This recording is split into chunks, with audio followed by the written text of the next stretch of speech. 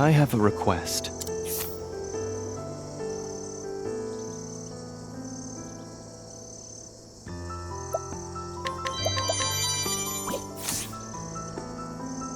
I'll take good care of this. Excellent work, Lady Mikka. You've been a boon to us all. Master Benkei. Even so, we all have our limits. No one here expects service to come at the cost of well-being. Take a break, girl. I can shoulder this burden for a while. Thank you, but I'm fine. But... Really, there's nothing to worry about. Please, let me continue.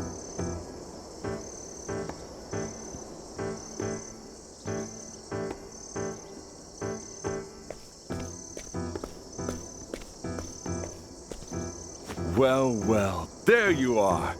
As you can see, our nation has come together to rebuild. By the efforts of all, our work is proceeding apace. That being said, I worry about poor Mikka. The sand lays thick on her skin, and she scarcely rests. From morning to night, she toils. And the look on her face, it does not tell of a happy heart. It pains me to see it. Although only a small gesture, I would present her with a new kimono to block the sun and sand. However, every weaver in Ku is preoccupied at present. How far must I journey to find one?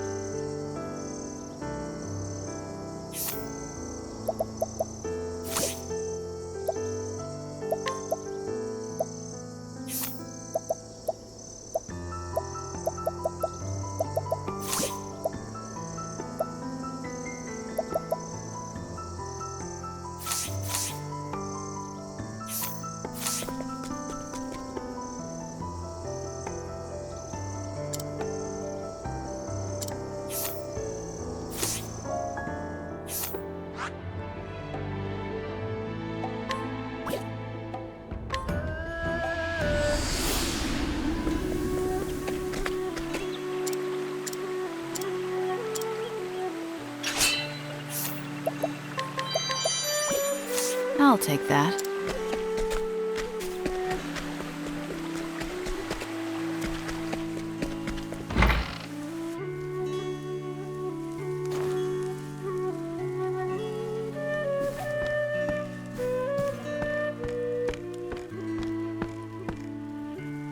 Thank you.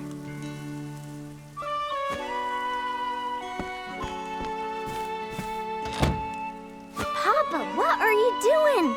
You can't be so sour-faced all the time. It doesn't matter. Our patrons don't come to talk. A tailor sews in silence. Her garments speak for us. That's a load of crock. Work should be done with a smile. Doesn't matter what it is. Or do you want your customers fleeing in terror? Ah, welcome, welcome.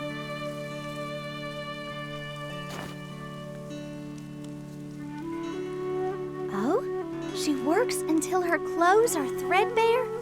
All in service to the city? This Mikka sounds just like Agni. Oh. Wait here.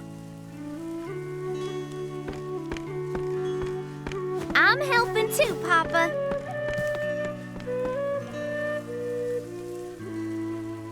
And we're finished. A new kimono, just for Mikka. She can bring any garments here and I'll fix them, no matter how frayed. But tell her that our bodies aren't easily fixed. She must take care of herself. I'll bring it to her right away. Our work doesn't end until the customer has their product. Besides, it'll give me a chance to meet this Mikka. Where can we find her? Mind showing me the way?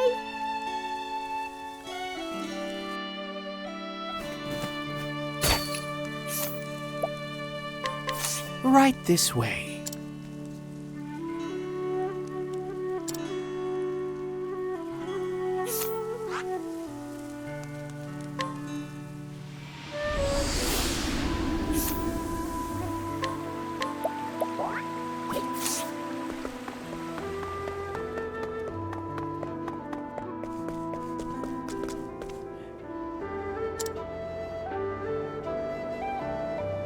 Your delivery is here.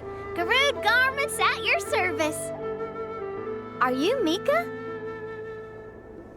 Huh? Yes, I am.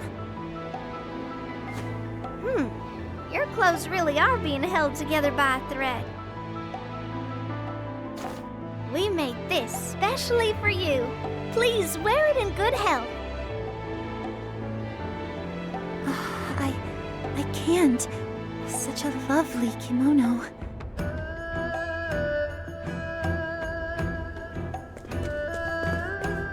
Oh, look at this. Lady Mikka, at least try it on. Surely it was no simple matter to have this sewn. Yes, go on.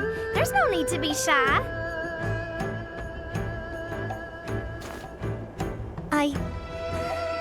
Thank you, everyone. This is more than I could have imagined. You have my utmost gratitude. You must be hungry after traveling so far. It's not much of a payment, but I can make rice balls for you. Rice balls?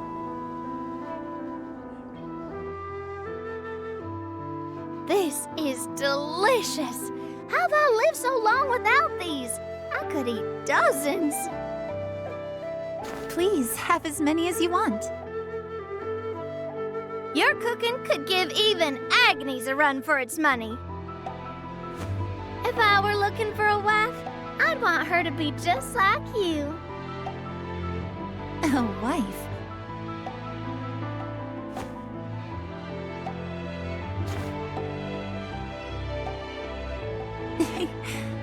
It's been a long time since I've had such a lively meal. I used to have a brother, but he died in the war. I owe everything to him. This house, this comfortable life. He gave so much to me, but I never had a chance to repay him. I thought if I couldn't do that, I'd repay my debt some other way. So I helped rebuild. But it seems all I've done is cause others to worry. Mikka, I'm sorry. I've kept this bottled up for so long.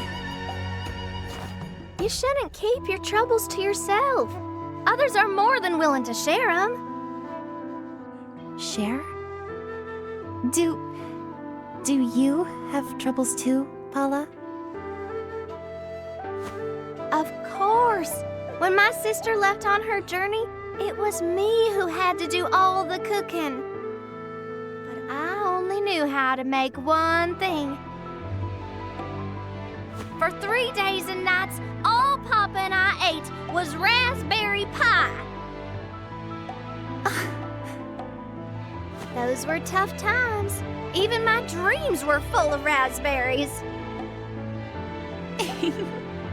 That must have been hard for you. If you need to share your troubles with someone, then I'll gladly listen. You asked for it. I've got enough stories to fill a book.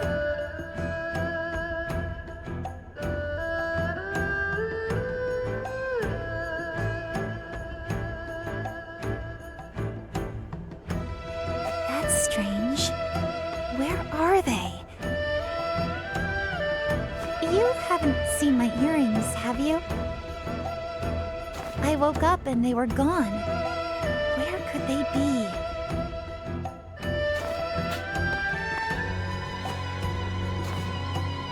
I can't find them anywhere.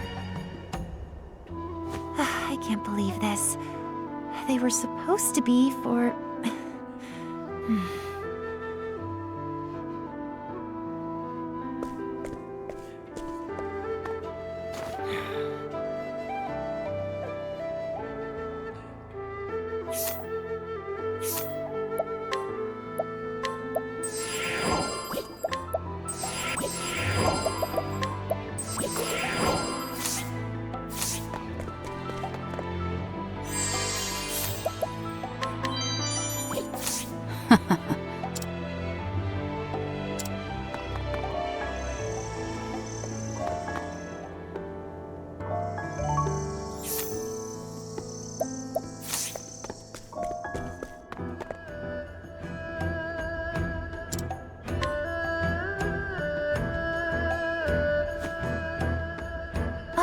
You found them.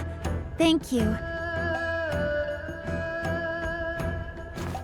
You must let me do something to thank you. Now, to give this to Paula.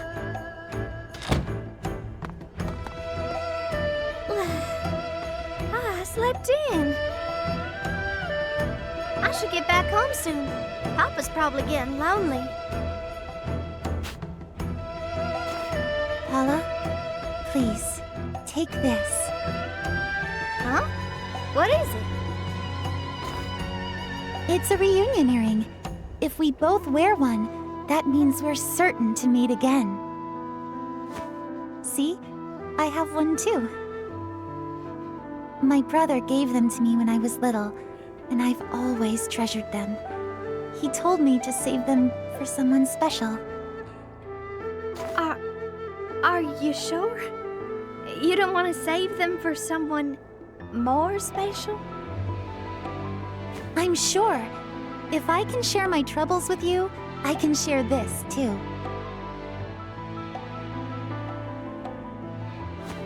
My brother always said, keep your head up. You deserve to watch the heavens. But I didn't even realize that I had been looking down for so long, that I lost sight of the people who were looking after me. It was thanks to you that I remembered to keep my head held high. Thank you, Mikka. Let's both keep our heads up. You're not alone. You should come visit sometime. As my wife, if you like. Oh, Paula.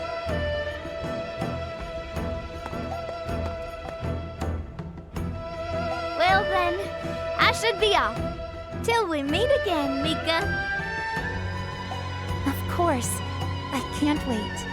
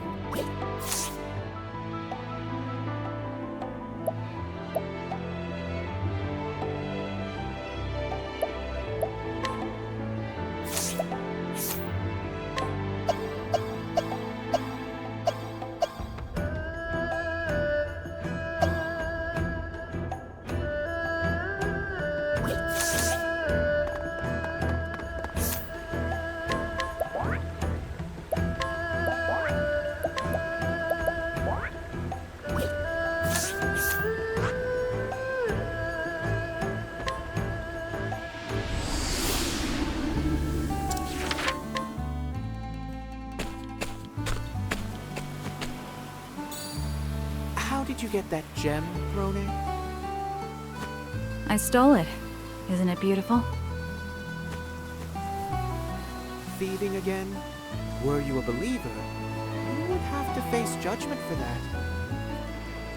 You sure are passionate about your job. Ouch! Something poked me. That's what we call divine punishment. It was this broken mirror.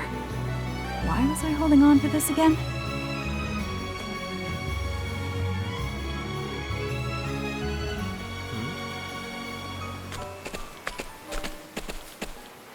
They say it was murder. Just awful.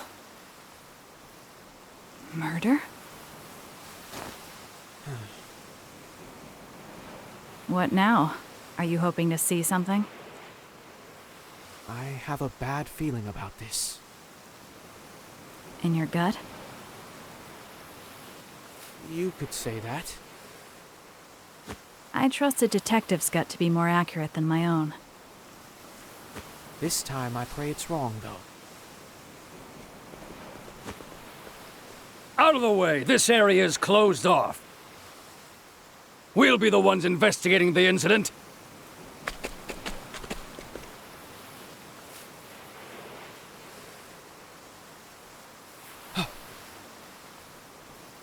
That's... Alpates.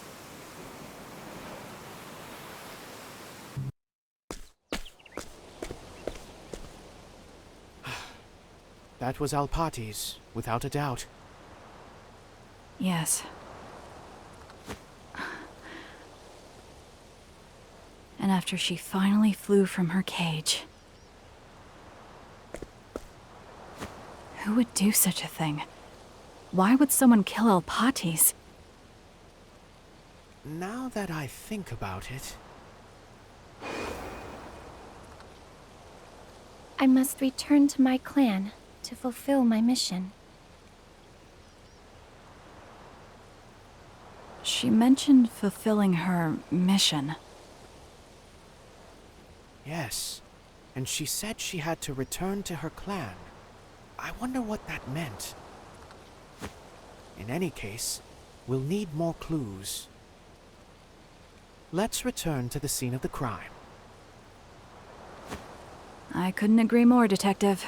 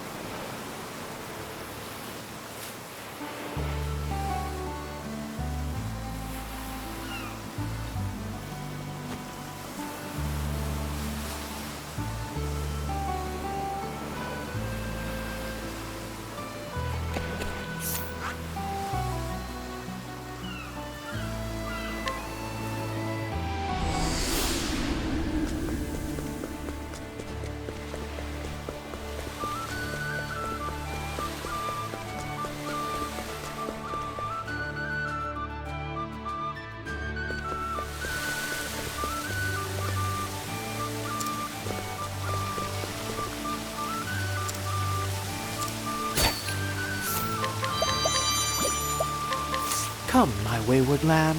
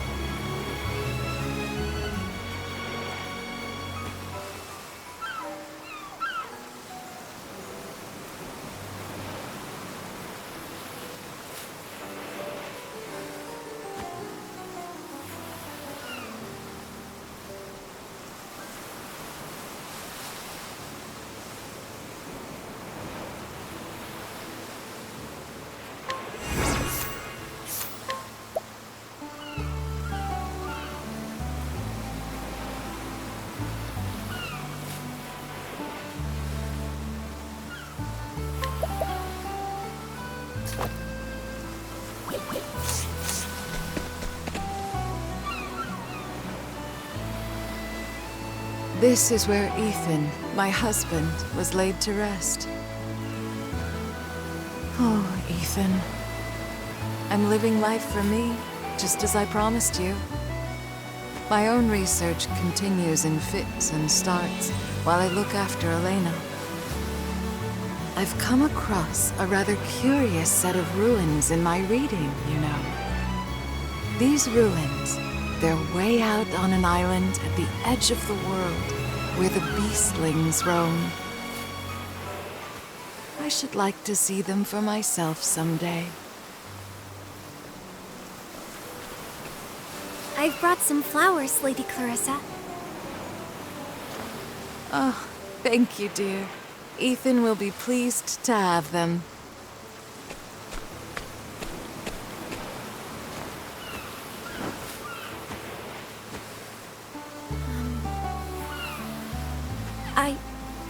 I know what you really want.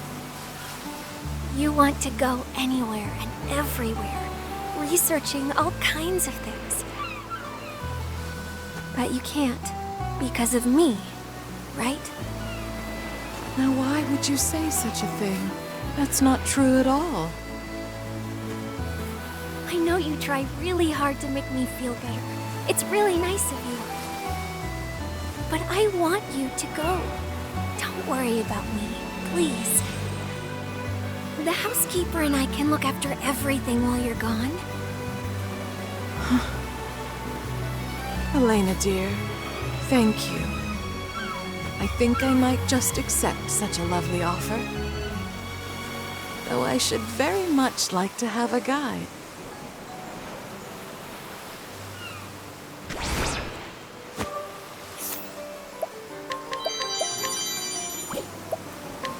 Come, my wayward lamb.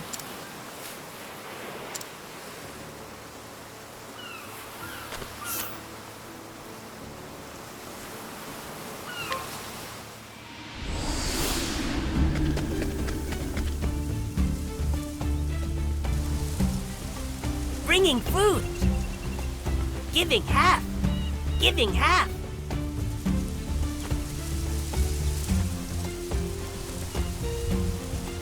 Now wait a minute. This seems awfully little. You sure you counted correctly?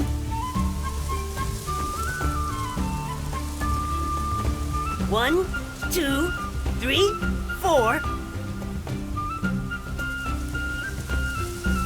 Yes, yes. Half. Exactly.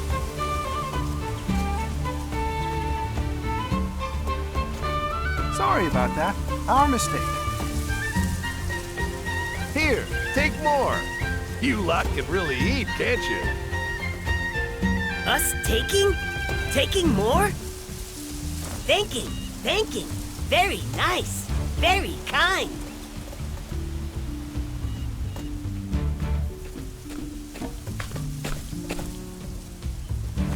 Beastlings, and so many. Clearly that tome was no idle fairy tale. Well now, we have a most unusual visitor.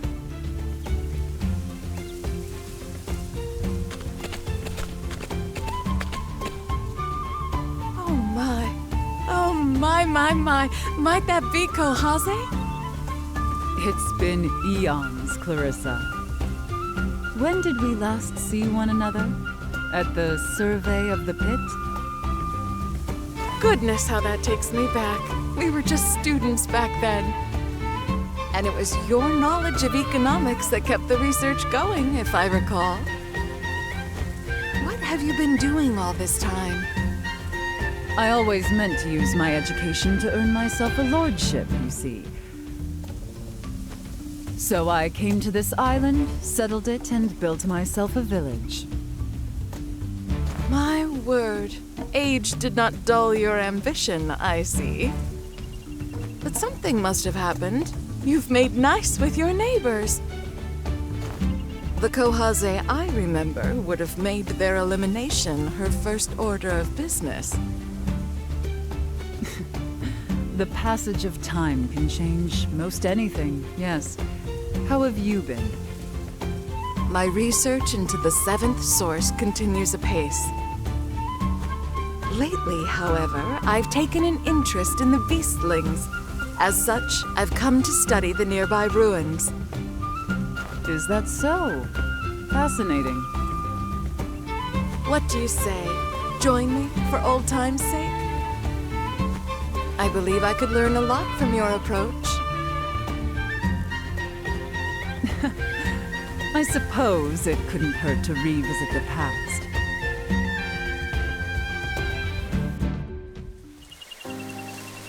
These are the ruins you seek. Oh, nothing like a set of ruins to get a scholar's blood flowing. By the by, what connection do you believe the beastlings have to the seventh source? Well, you see, a mage in search of the seventh source once performed a rite. And according to the account I've found, that rite resulted in humans being transformed into beastlings. Oh, and what exactly did this mage do to these people? That, my friend, is what I've come here to find out.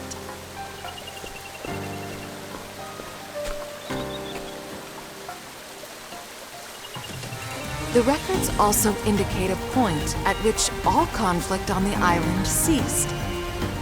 And I believe that moment is when the rite took place. What would you suspect was the cause of the initial conflict?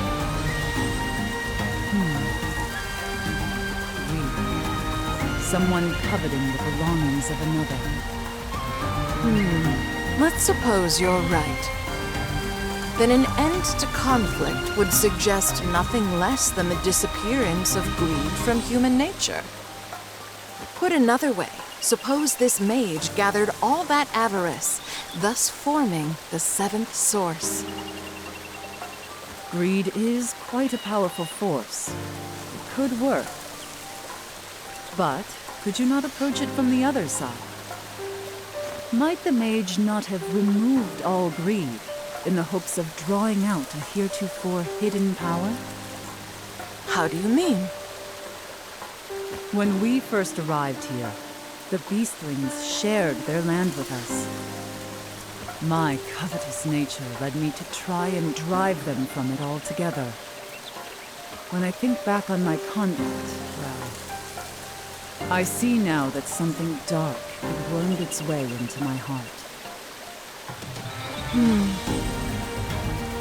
Yet, the beastlings never took up arms against us. Rather, they tried to protect us, if you can believe it. And so I confronted the error of my ways, and pledged to live in harmony with them. It was at that moment that I felt a warm power well up from within me. A power I've always supposed was the seventh source. I just knew I'd find your take on the matter fascinating.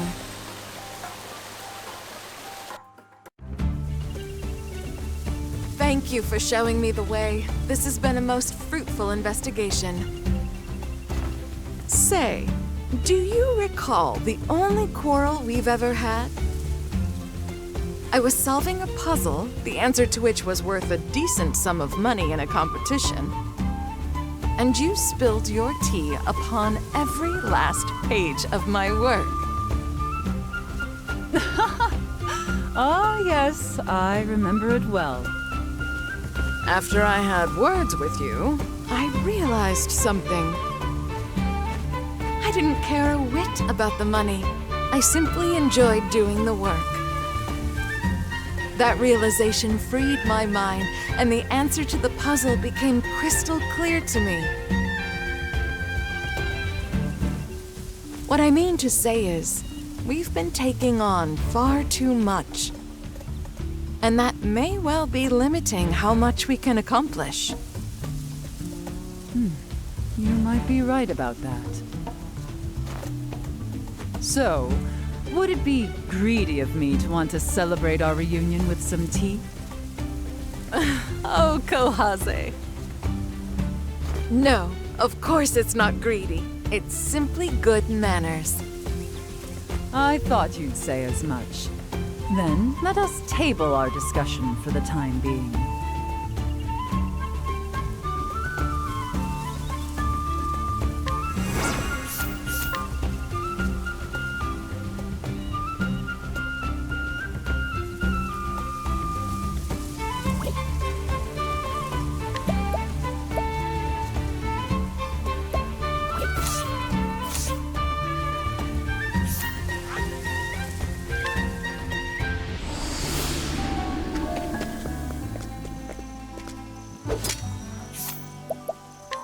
Well, this...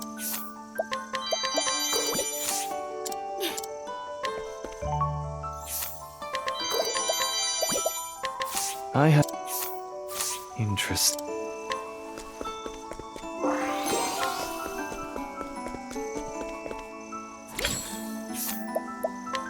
Well, this...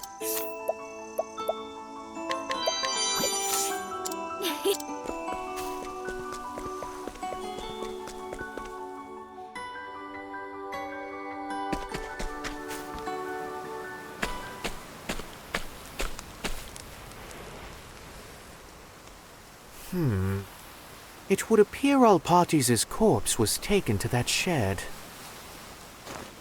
Though there's a guard dog on duty. It would be quite unfortunate were it to howl. Would you ensure that our hound neither barks nor bites, Throne? Are you asking me to do the dirty work? My specialty is making dogs speak, so... It's not easy working with detectives.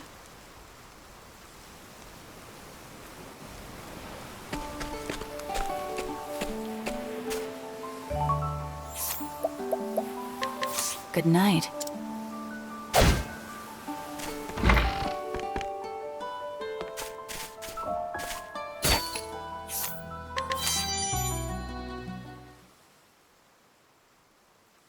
Alpatis. Her clothes are stitched in an odd place. There's a slip of paper here. It says, "The Cavern of the Moon and Sun." It appears to be a map to a cave nearby. There's more written here.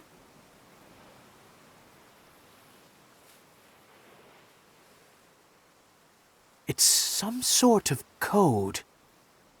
There must be something there. Her hands and feet were bound, but her mouth was left unfettered. She was likely interrogated, but was killed when she gave no answers. Do you think they were after this map? Perhaps she couldn't let anyone else have it, so she concealed it in her clothes.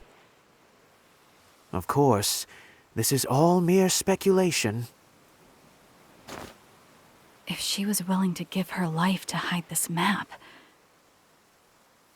this might show the way to her clan. There's only one way to know for sure. Let us make for the cavern.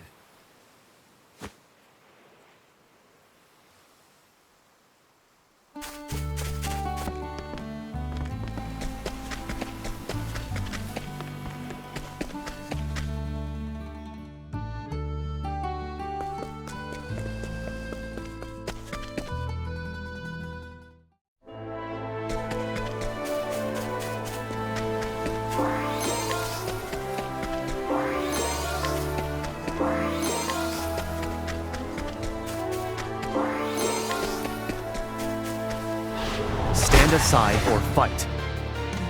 To work.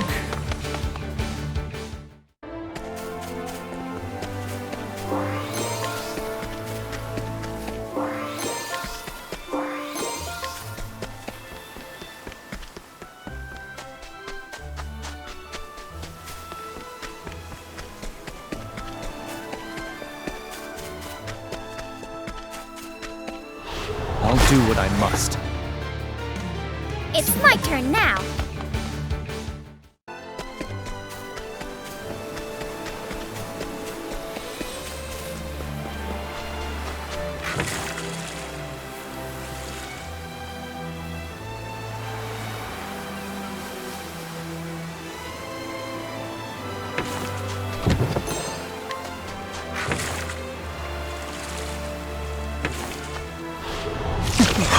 Let's play.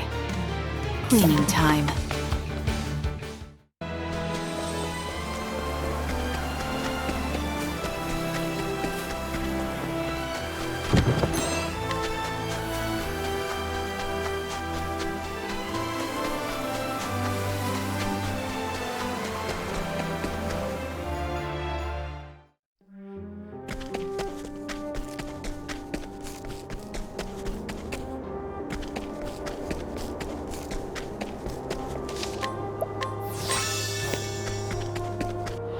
Stand aside or fight.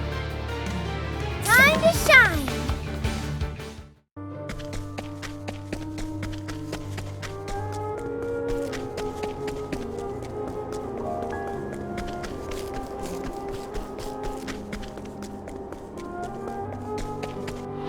Stand aside or fight. So sorry.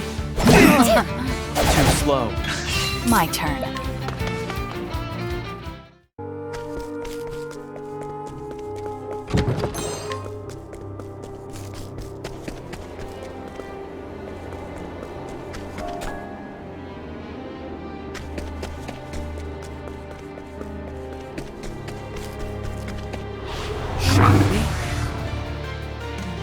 Time to shine.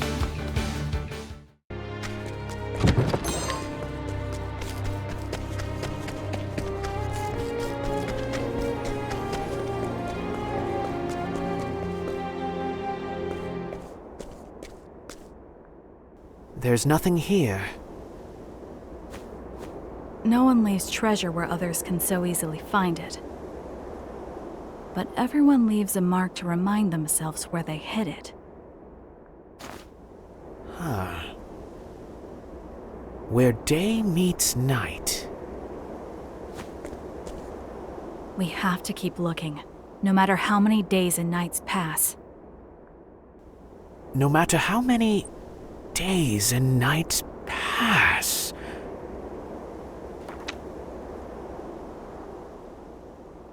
Bravo, Throne. You're a wonderful assistant. Am I now?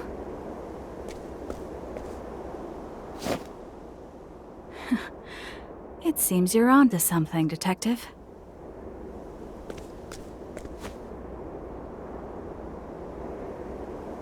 The truth lies in the flame.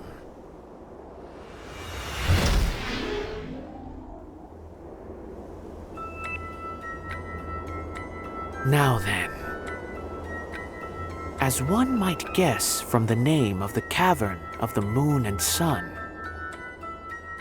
the key likely lies within night and day.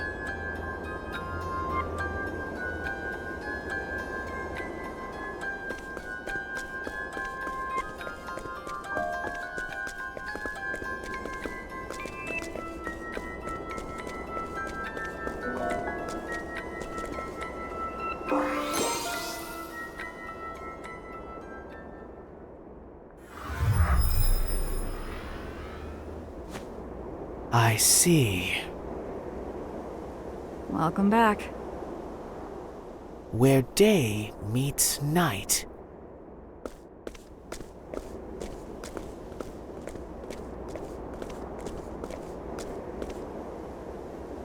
Both the sun and moon illuminate this stone.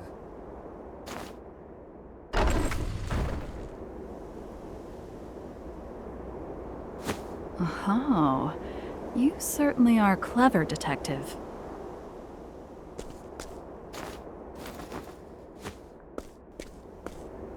Another slip of paper.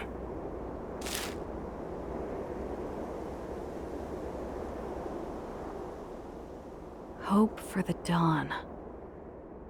There's something else here, too. A fragment of a cloudy mirror. It looks like the other one. The one Alpatis gave us. They fit perfectly. Huh. These fragments were once part of the same whole. But what is it? You truly are an excellent assistant, Throne.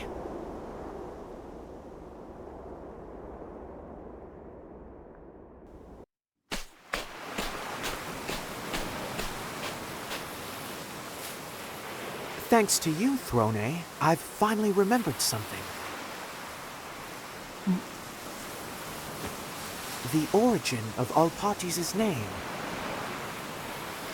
The Flamebringer Elfric left someone here in our realm to consort with humankind.